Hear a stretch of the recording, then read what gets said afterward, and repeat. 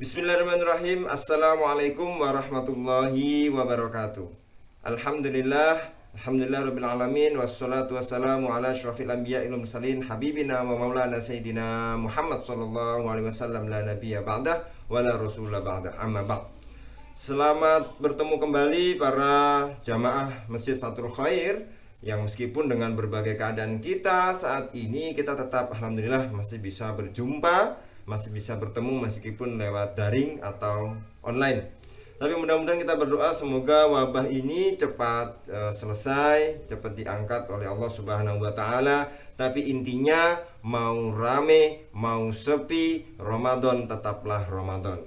Maka Ramadan sehendaknya, selayaknya kita isi dengan berbagai macam amalan. Dan amalan yang paling disukai, ya, ada banyak sekali di bulan Ramadan. Anda tinggal pilih. Kalau bisa semuanya silahkan. Dan salah satu amalan yang disukai di bulan Ramadan adalah sedekah. Nah, sedekah, ya, ini banyak dilakukan oleh para sahabat, ya, dicontohkan dan oleh para ulama, ya. Di bulan Ramadan mereka memperbanyak sedekah. Sedekah di bulan Ramadan ini adalah lebih utama dibandingkan dengan bulan-bulan yang lain, ya. Nah, sekarang pertanyaannya, bagaimana agar kita berinfak di jalan Allah, kita bersedekah di jalan Allah, itu menjadi seorang pensedekah yang baik, ya. Jadi bersedekah bukan hanya sekedar bersedekah, tapi menjadi seorang yang bersedekah atau pensedekah yang baik. Yang mana itu telah dijelaskan oleh Imam Al-Ghazali dalam risalahnya yang berjudul Al-Adab Fiddin dalam Majmu' Rasail Imam Ghazali. Nah, ada beberapa hal yang akan kita ulas, ya, yang mudah-mudahan itu bisa membuat kita menjadi bahan renungan untuk kita semua, agar bagaimanapun juga sedekah, ya, meskipun itu di bulan yang sangat banyak pahalanya, tetapi juga kemudian bersamaan dengan pandemi COVID-19 ini, yang mana segala perekonomian, ya, berjalan lambat, bahkan beberapa ada yang berhenti, itu tetap kita bersedekah. Nah, tapi harus tahu ilmunya agar pensedekah atau orang yang bersedekah itu tidak sia-sia. Orang yang bersedekah tetap mendapatkan keutamaan sedekah, apalagi di bulan Ramadan. Nah, kita lihat bagaimana Imam Ghazali mengungkapkan adabul mutasaddiq, yaitu adab-adab orang yang bersedekah. Yang bagi lahu ada uha qoblal mas'alah. Nah, ini yang penting, ya. Yang pertama, hendaknya memberikan sedekah sebelum diminta. Jadi, bagaimana kalau kita memberikan sedekah itu sebelum ada orang meminta? Monitoring. Coba lihat tetangga kita di sebelah utara, barat, selatan, timur, yang mana kita lihat bagaimana kondisinya, apakah masih punya beras, apakah aman dan segala macam. Itu dibutuhkan komunikasi. Nah, komunikasi ini tidak bisa instan, maka harus dijalin secara waktu periode yang lama, supaya kita kenal bagaimana karakter tetangga kita. Jangan-jangan dia memang sudah tidak punya beras, tapi di depan kita ngomongnya tetap punya beras, oh aman misalnya, tetapi padahal memang dia sedang membutuhkan. Nah, yang dibutuhkan adalah bagaimana kita memonitoring. Apalagi tetangga, dalam sebuah hadis dikatakan berapa orang tetangga itu? Tetangga itu kata Rasulullah adalah bukan hanya depan kanan kiri belakang, tapi 40 ke depan, 40 ke samping kanan kiri, 40 rumah ke belakang. Nah, ini disebut tetangga. Bagaimana kita memanifestasikan, mengaplikasikan bahwa tetangga setidaknya adalah 40 rumah, ya. Berarti dalam kawasan satu RT atau lebih itu disebut juga tetangga. Nah, sebelum orang meminta, ketika kita memonitoring dan dia memang betul-betul membutuhkan dan kita tahu, maka kita memberi. Ini akan menjaga muru'ah, akan menjaga marwah, akan menjaga harkat dan martabat yang diberi. Karena kalau ada beberapa orang yang menjaga muru'ahnya, sehingga walaupun kekurangan dia tidak akan pernah untuk meminta. Pantang baginya untuk meminta kepada orang lain, karena dia tahu betul lebih baik memberi, al-yadul ulya khairum min al-yadis sufya. Lebih baik memberi daripada meminta. Khairum min yadis sufla. Dan ada orang memegang teguh, memegang betul pemahaman seperti ini. Akhirnya dia tidak mau minta. tapi memang betul-betul butuh. Nah, kita lah sebagai orang yang mempunyai, yang punya kelebihan atau the have, itu harus kita monitoring dan kita berikan. Jadi lebih baik kita memberi daripada orangnya meminta. Memberikan sedekah tidak perlu menunggu hingga ada orang meminta. Kalau orang itu dirasa menurut kita kurang, ya kasih. Ya. Sedekah dapat diberikan kapan saja, terlebih di bulan Ramadan, yang terutama kepada mereka yang membutuhkan uluran tangan. Yang kedua, kata Imam Ghazali apa? Tidak diketahui orang lain ketika memberi. Ya, ini ya. Memberi tangan kanan, tangan kiri tidak tahu. Sedekah kepada perorangan sebaiknya tidak diketahui oleh orang lain. Perorangan loh ya, perorangan. Hal ini untuk menjaga privasinya, hal ini untuk menjaga muruahnya, hal ini untuk menjaga harkat dan martabatnya.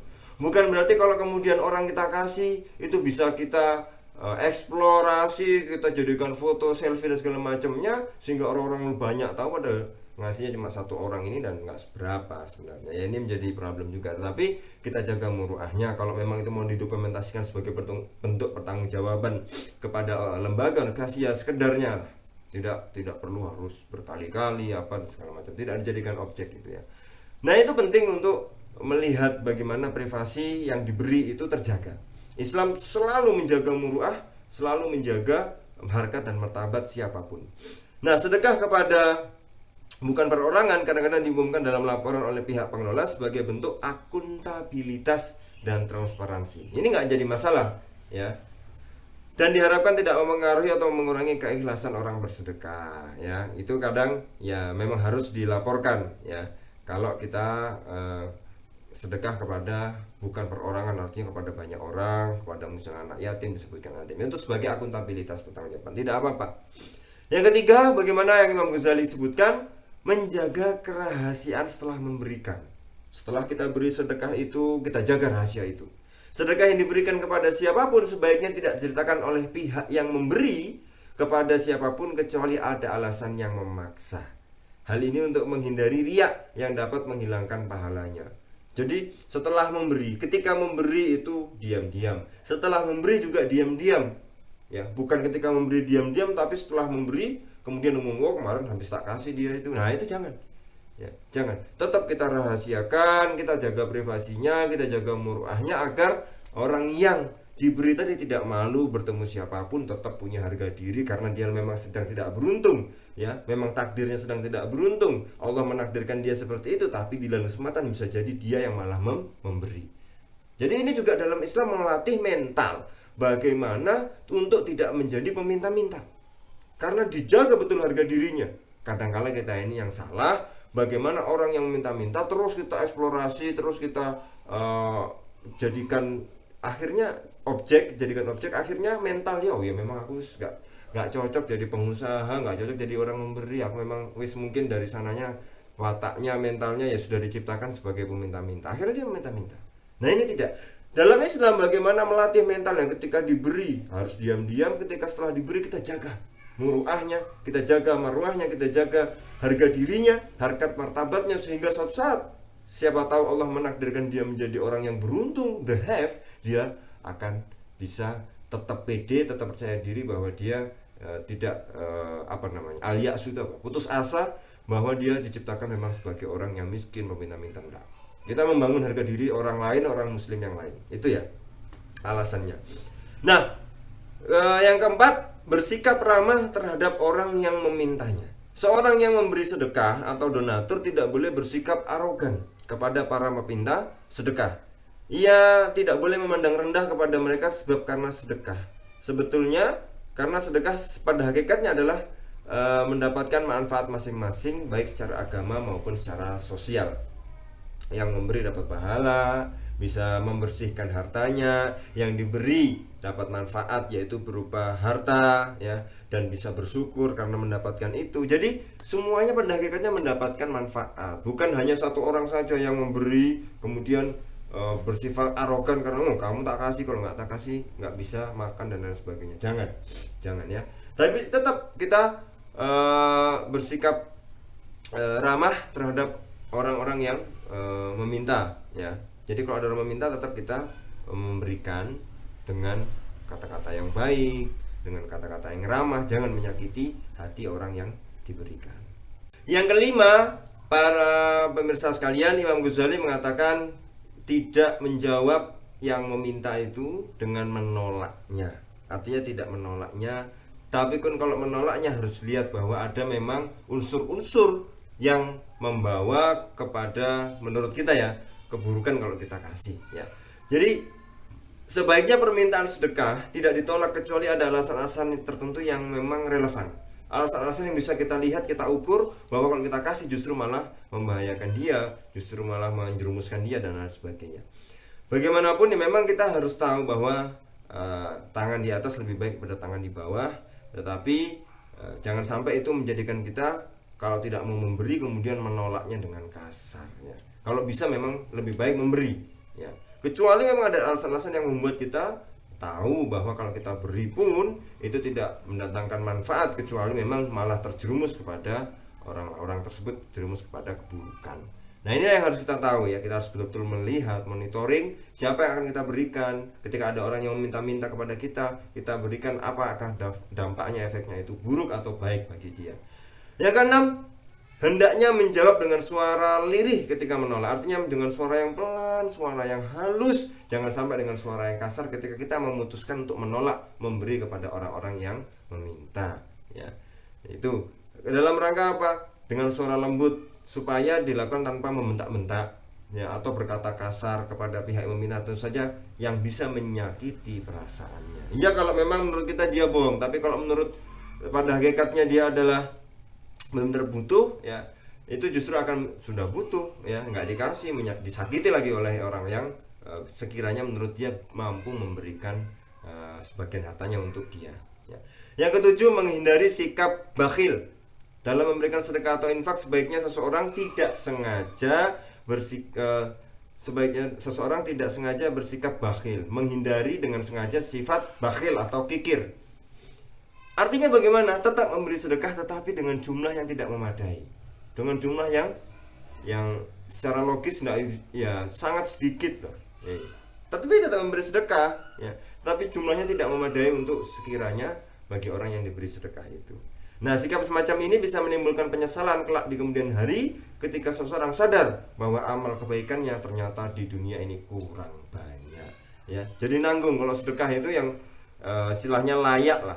Jangan sedekah yang tidak layak bagi orang ya, tidak bermanfaat juga bagi yang diberikan. Tetapi ini setidaknya menjadi patokan bagi kita ya. Apa yang biasanya kita makan itulah yang kita berikan pada orang, apa yang bisa kita pakai itulah yang diberikan pada orang lain, minimal seperti itu. Ya, jadi bukan kemudian memberikan tapi dengan sifat bakhil, artinya bahwa apa yang kita berikan tidak layak dan tidak cukup, tidak memadai bagi orang yang diberikan. Nah, kalau kita lihat yang ke-8, memberikan apa yang diminta atau menolaknya dengan penolakan yang baik. Jadi dua pilihannya. Kalau Anda ingin memberi, berilah dia yang dia minta apa, yang dia butuhkan apa. Tapi kalau tolak yang baik ya. Jangan kemudian sudah tidak memberi, menolak dengan kasar ya, ini harus kita hindari ya. Memberi tapi memberi tidak memadai, nah ini juga tidak baik. Nah, yang ke-9, nah kalau ini memang disebutkan iblis seperti itu ya. Iblis menghalangi dengan berbisik bahwa si peminta sebetulnya tidak berhak menerima. Jadi dalam suatu kasus kita pernah memberi seorang sedekah, setelah itu iblis membisiki kita, wah coba lihat, ternyata dia itu bukan orang nggak mampu, dia itu mampu kok ya. Akhirnya kita tarik kembali sedekah itu. Nah, jangan sampai iblis memperdaya kita, jangan sampai iblis kemudian menipu kita, mengatakan seperti itu sehingga akhirnya sesuatu yang awalnya kita berikan kepada orang lain kita minta kembali. Itu karena tipu daya dari iblis ya. Memang setan atau iblis senang menggoda anak cucu Adam untuk menarik kembali sedekah yang telah diberikan dengan berbagai alasan. Alasannya bisa saja dibuat-buat bermacam-macam ya. Nah, ini membuat bisikan-bisikan ini membuat kita terjerumus, maka mari kita hindari. Memang kita niati lillahi ta'ala, ikhlas kita berikan ya, sesuatu yang dibutuhkan, kita tolak dengan yang baik. Kalau memang menurut kita itu adalah dengan pengamatan kita nih sepertinya tidak cocok untuk diberi dan segala macam, tapi tolaklah dengan yang baik. Ketika memberi yang layak, dengan cukupnya. Jangan memberi kemudian memberi yang sedikit, dan jangan pernah mengambil kembali apa yang sudah Anda sedekahkan kepada orang lain. Karena itu yang membuat kita pahalanya kembali hilang. Ketika kita sudah memberi, iblis manas-manasi kita, setan goda kita lagi, akhirnya kita tarik kembali, justru menyakiti perasaan orang yang diberi, dan juga kita tidak mendapatkan pahala kembali ya. Nah, itulah para pemirsa yang 9 adab menurut Imam Ghazali orang bersedekah ya, sesuai nasihatnya Imam Ghazali. Yang ke-9-9-nya itu adalah penting untuk diperhatikan bagi siapa saja yang bermaksud memberikan sedekahnya kepada orang lain.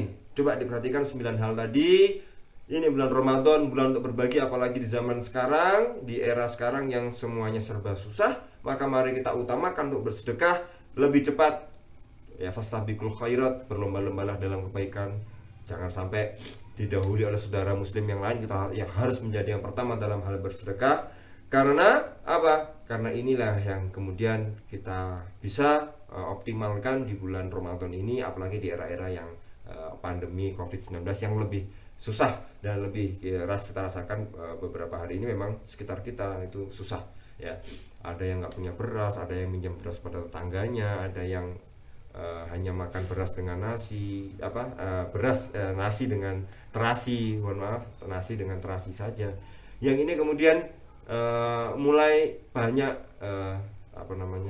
laporan-laporan seperti ini di sekitar kita. Nah, ini yang harus kita gugah nurani kita. Kalau Anda punya, berikan yang terbaik. Tapi kalau memang Anda juga kepepet, ya kita berdoa mudah-mudahan semuanya bisa mendapatkan yang terbaik dari Allah Subhanahu wa taala berupa rizki, rahmat, dan yang lain sebagainya. Terima kasih. Kita berjumpa kembali di lain kesempatan. Wassalamualaikum warahmatullahi wabarakatuh.